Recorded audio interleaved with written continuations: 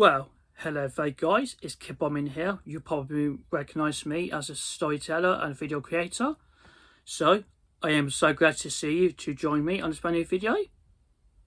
I really appreciate you guys for watching my videos to keep my creativity building up. That was really good, and I hope you enjoyed my previous videos so far. So, first of all, I will do another reading out video for you guys. I'll be doing Disney's Read It Out stories. So, first of all, I'll show I got Disney's Treasure Planet. It is inspired by 2002 animated film by Disney. It was published by Disney's Wonderful World of Reading and Scholastic. So, before we read to you, I'll show you some. I will read this words by words from each pages. So, are you sure you want to listen to a story? Excellent. So, you came to the right place. Now, let's begin the story. Fire. Captain Nathaniel Flint stood on the deck of his ship, shouting orders to his pirate crew to attack. Now yet another merchant ship was at his mercy. Flint's men took over the ship and gathered up his riches. Then, just as mysteriously as they had appeared, the pirates vanished without a trace. Years passed. Flint, the most feared pirate in the galaxy, was no more. Yet his legend grew. Could the stories be true? Had Flint hidden the loot of 1,000 worlds in a secret place? A place called Treasure Planet.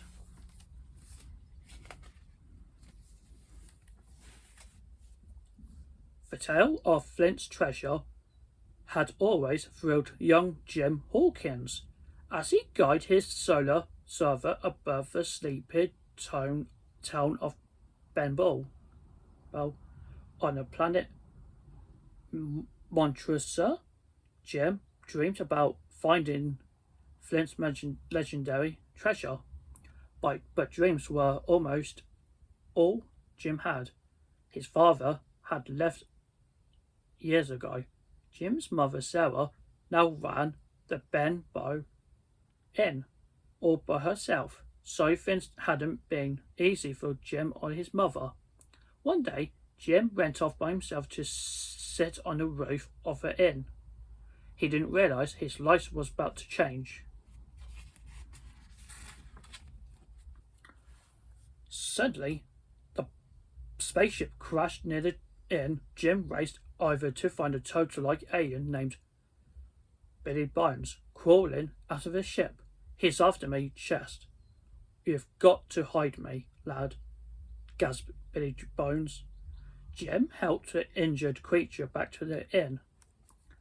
Mrs. Hawkins and her good friend, Dr.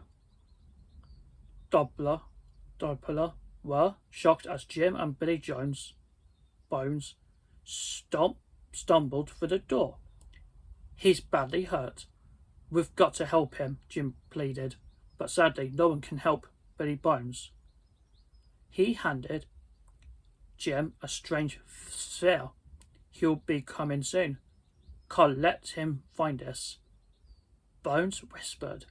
Then, with his last gasp, he gave Jim a warning. "Beware the cyborg." Suddenly, a rumbling sound outside drew Jim to the window. Pirates were heading for the inn. "Quick, we've got to go!" exclaimed Jim. They all escaped through an attic window as the pirates stormed the inn. As Jim, his mother, and Doppler raced away in the doctor's carriage, Sarah looked back in horror as the pirates burnt the inn to the ground. Where they arrived safely at the Doppler's home, Jim managed to open the spear that Bones had given him. Instantly, the images of the planets and stars filled the room. "Why, this appeared to be some kind of map," said Dr. Doppler. But it was no ordinary map. "Treasure Planet," Jim cried when he recognized the green two-winged planet.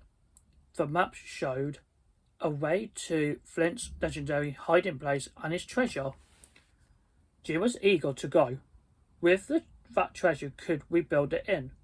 Jim told his worried mother. Doppler helped convince Sarah to let Jim go. "I'll use my savings to hire the ship and the crew," the doctor offered. Reluctantly, Mrs. Hawkins finally agreed to let Jim go with Dr. Doppler to find a mysterious treasure island planet.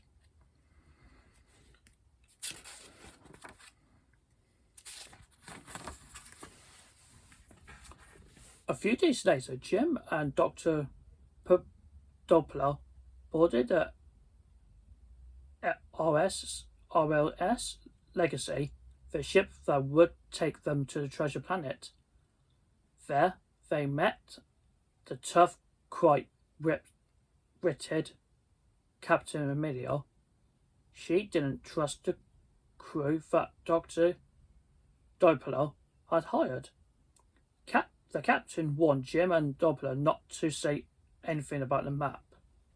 Then she hid the map in her private quarters under lock and key. "Young Hawkins will be working for a cook, Mr. Silver," Amelia explained to Dr. Doppler. This decision made Jim very unhappy, and things were about to go from bad to worse. When Jim was escorted to the ship's galley, he saw the large figure of a cook standing at the stove. "A cyborg?" Jim whispered to himself when he saw that half of the cook's body was mechanical. John Silver offered his hand, but remembering Billy Bones' warning, Jim refused to shake hands with Silver. "Jimbo, now don't be too put off by this hunk of hardware," laughed the cook, rattling his metallic arm. Then Silver introduced Morph, his playful shape-shifting pet. Once the ship had launched, Silver made another introduction. "Say hello to Mop and Mrs. Bucket," he told frustrated Jim.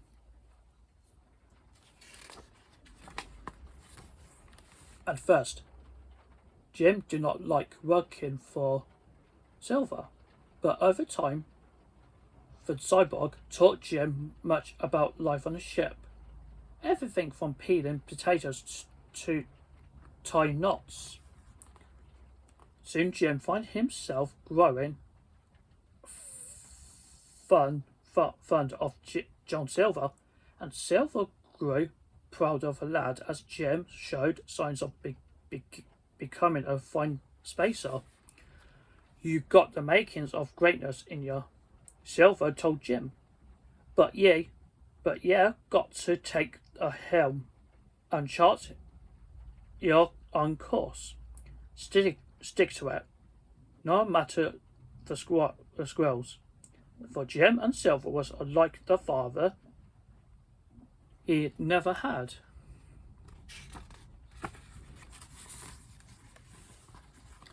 But one morning, Jim overheard Silver and the crew planning to take over the ship and find the treasure themselves. Silver and the crew were really pirates. One pirate accused Silver of being too close to Jim. "Methinks you have a soft spot for the boy. I care about one thing and one thing only, Flint's trove," Silver announced to his crew. Jim was crushed, but he knew he must warn the captain, Amelia, and Dr. Doppler. Suddenly, a lookout on the deck yelled, "Planet Hull! Treasure planet was in sight." The pirates dashed to the deck, but Silver returned to the galley and saw Jim. One look told the pirate that Jim had overheard everything, so Silver blocked the exit. Quickly, Jim jammed the pick into the Silver's mechanical leg, surprising the old cyborg. Jim raced to the captain's Amelia's cabin. Silver wasn't far behind. Change of plan, lads. He bellowed to his pirates. We must move now. Captain Amelia acted swiftly when Jim barged into her quarters and told her of the Silver's plans. She gave Jim a map. Then Jim, and Morph and Dr. Delpiller escaped in one of the ship's longboats. The pirates fired a cannon and a longboat, forcing it to crash land on the treasure planet. Amelia was wounded, but she knew they could not rest because the pirates would be after them. We need a more defensible position, Mr. Hawkins. Scott ahead, she ordered Jim, and so Jim and Morph headed off to the jungle-like landscape. They hadn't gone far when a very confused robot leaped out at Jim and hugged him. Sorry, but after 100 years alone, go a little nuts. So, said a robot, whose name was Ben. Ben had belonged to the Captain Flint, but the robot could not help them find the treasure because Flint had removed a part of his memory chip. All Ben could remember was the treasure was in the centroid of the mechanism. Ben showed Jim his home, an ancient tower on the hill. It seemed a perfect spot to hide, and Jim brought Amelia and Doppler there. Unfortunately, it wasn't long before Silver and crew found them. The pirates captured Jim and his friends. Silver took them out from Jim. But Silver could not open the map, so demanded that Jim doing it for him. Jim refused it. You want a map? You're taking me to, Jim insisted, because Silver had no other option. He reluctantly agreed to bring Jim and the others along as they searched for the treasure. With Jim in the lead, the pirates and their captives followed the path on shown a map. Finally, they reached the cliff with a strange carvings and patterns on the ground. Jim noticed a place where the map fit like a key. When he's inserted, a set of controls appeared. Have mercy, Silver whispered. As Jim pressed the controls, a rectangular portal of light opened right in front of them. Jim realized that the portal was a doorway that he could make open to any point in the galaxy. So, that's how Flint did it, Jim declared. He explained how Captain Flint could go anywhere, steal treasure, and disappear back through the portal. But where did he stash it all? Where's the blasted treasure? Asked Silver. Jim remembered what Ben had said about the treasure being in the centroid of a mechanism, so he set the portal to lead to the planet's core, while Dipper and Amelia were held captive. The others entered the portal. There, the most amazing sight awaited them. The loot of 1,000 worlds. Yee-haw! Pirates yelled.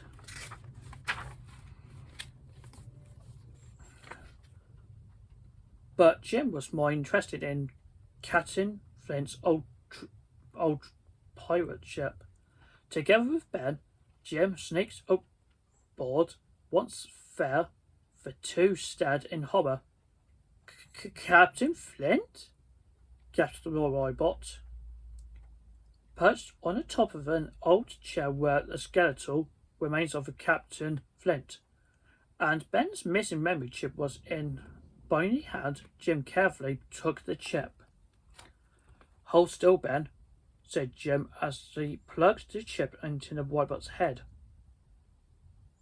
Ben shuddered momentarily, then he lighted it up in a big smile. "Whoa, hello! It's all floating back, all my memories." Flint removed my memory circuit so he could never tell anyone about his booby trap.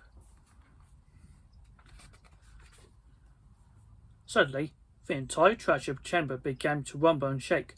"Run, Jimmy!" cried Ben. Treasure Planet was going to explode. They had to get back through the portal and off the planet fast. "You go back and help the captain and Dupla," Jim told Ben. Then Jim desperately tried to get Flint's ship to start. As the treasure chamber began to collapse, the pirates fled in a royal panic, except Silver. Silver had followed Jim. When Jim finally got the ship started, he was surprised to see Silver on deck. Silver realized that Flint's treasure-filled ship was all that could be saved for the chamber now. "Ah, Jim," Silver called. "Aren't you a seventh wonder of the universe?" Jim quickly grabbed Captain Flint's sword. "Get back," Jim yelled. "I like you, lad, but I've come too far to let you stand between me and me treasures," said Silver. Just then, the explosion almost tipped over the ship. Silver managed to grab hold of the ship with his mechanical hand, but Jim was held over shipboard. Flint's ship was being pulled into the very core of Treasure Planet. Silver planted his feet and held on to the ship with all his might. Suddenly, Moore flew up to him and pointed at Jim. The boy was hanging by one hand on the edge of a deep crevice. Silver had to make a choice. He could save either treasure or Jim. "Blast me for the fool!" exclaimed Silver. He truly cared about Jim and couldn't just desert him now. Silver let go of the ship and caught Jim just in time. Together, Jim and Silver Morph made it back through the portal and onto the Legacy. Melia, Dupla, and Ben had outwitted the panicky pirates and regained control of the ship. "Hurry, people! If we've got exactly 2 minutes and 44 seconds until the planet's destruction," yelled Ben. "We'll never get away in time," shouted Dupla. But Jim had an idea. If he could get back to the portal's controls, he could open it to another place in the galaxy. Sailing through the portal would bring them all to safety. With Silver's help, Jim quickly created a makeshift solar salver. Jim then surfed off the ship and headed through the self-destructing planet straight for the control panel. The others steered the ship directly into the giant triangle.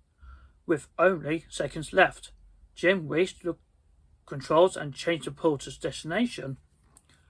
As Treasure Planet exploded, the Legacy sailed through the portal to safety. Jim followed closely behind. Everyone else cheered as Jim landed safely on deck. "Did I say the lad had greatness in him?" Silver shouted proudly. Unorthodox, but ridiculously effective. Many agreed. She even said they would be happy to recommend Jim to the Installer Academy. "Just wait until your mother hears about this," exclaimed Dr. Diplo. Jim turned to look at Silver, but the cyborg was gone. Jim soon found him with Moth in a hangar bay, and tied in a long boat. Jim knew Silver had to leave to avoid going to prison. So Jim opened the hatch of the bay. What say ye, your ship out with us?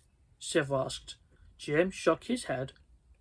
Silver had taught him to believe in himself, and now Jim had his own dreams to pursue. The old cyborg understood. You gotta rattle the stars, you are. Then Silver handed Jim some treasure he had managed to save for your dear mother to rebuild that inn of hers, Silver explained. Then, leaving Moth with Jim, the cyborg sailed out into the Everin. After rebuilding the Ben Bow Inn, Jim and his mother threw the party. Jim proudly wore the uniform of Interstellar Academy. With a bright future ahead of him, Jim looked up gratefully at the stars. Then he saw a glimmer of a pirate who had helped him find the greatest treasure of all, the treasure within himself. The end. So, I hope you enjoyed the story of Disney's Treasure Planet. I think Treasure Planet was a good Disney film. I think I remember I was a kid. So, last year we had a wonderful years of Walt Disney Company has turned 100 years. Way back in 1923, behind that, a magical legacy of animation studios has changed over time. Okay, so I'd like to thank you so much for watching this video and listen to the story we'll read to you. Also, please stay tuned for next upcoming content. So, and I'll see you next time, and thank you very much.